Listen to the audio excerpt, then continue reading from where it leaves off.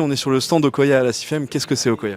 Alors Okoya, en fait, nous on développe des solutions pour donner accès à la santé, notamment des médicobus connectés. En fait, ce sont des petits camions de moins de 3,5 tonnes aménagés en cabinet médical.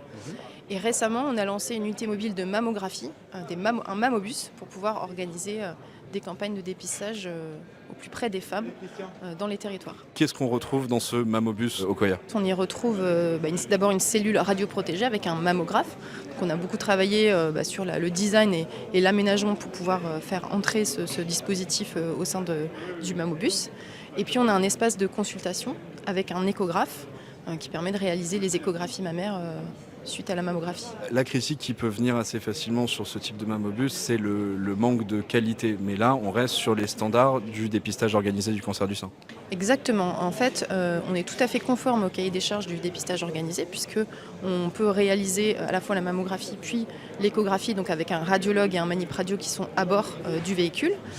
On a effectivement intégré aussi une partie technologique pour pouvoir envisager la dématérialisation des clichés si le radiologue ne peut pas être disponible et présent dans le véhicule. Ce petit format, ça permet vraiment d'aller partout et donc d'aller dans des endroits où d'habitude on ne peut pas, donc soit des déserts médicaux, soit des zones vraiment rurales. Exactement, en fait, c'est vraiment une spécificité ce format. On est capable d'aller dans les déserts médicaux, les zones rurales, les quartiers prioritaires des villes aussi. C'est très facile à déployer, il n'y a pas besoin de beaucoup de place en termes de raccordement électrique aussi. Enfin, tout est pensé pour pouvoir très facilement se déployer. D'ailleurs, nous, on organise des journées comme ça de dépistage avec notre propre mammobus.